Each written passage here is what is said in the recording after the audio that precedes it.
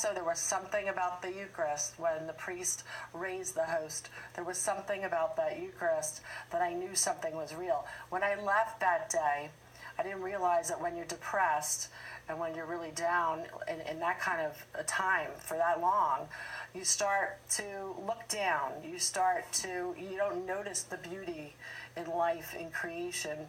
I left that day with new eyes. I left that day seeing beauty and seeing a sky that I'd never seen before, and sun and greenery, and just everything was just wonderful. And if somebody cut me off on the road, I said, "Oh, God bless you. I can pray for you," instead of getting angry. And my whole life started to change at that moment. I was thinking that you may have seen your children through different eyes too.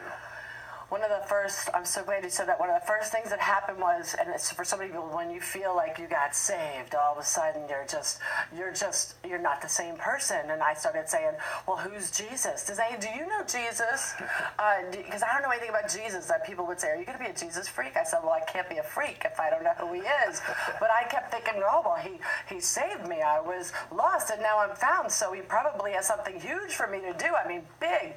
Give me something. He has something big for me." So I went to, and I didn't know anything about adoration. Somebody said there's an adoration chapel where you could sit before the Eucharist and you could pray before our Lord. And so I went in there. People were teaching me different things, and I was in there and I said, "Oh Lord, what do you want me to do? You have something big for me." And it's probably one of the clearest I've ever heard the Lord speak to me. And he said, "Be a mom. Be a mom." I said, "Be a mom? That's what you want me to be?" Again, I had a big job in corporate America. Being a mother was just something on the side, right, or something. But be a mom. So from that moment on, I made my motherhood be my Ivy League career was being a mom. And it wasn't do the job of a mom, it was be a mom at the level of being.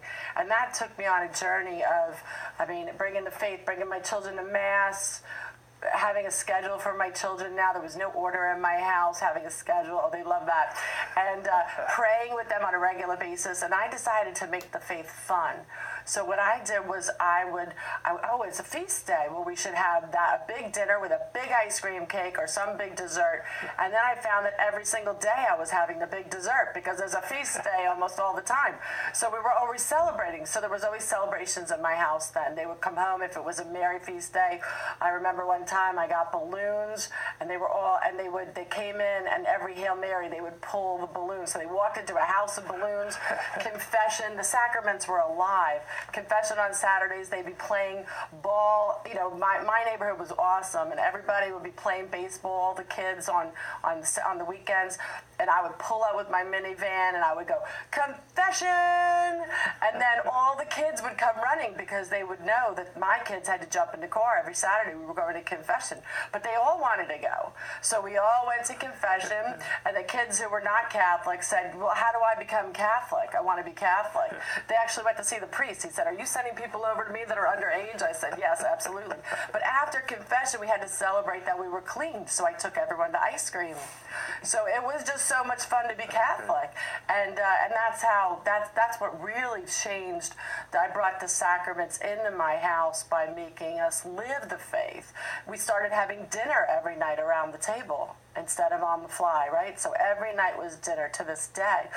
Every night is dinner. And so there were things that I just received just from the sacraments of being in the church.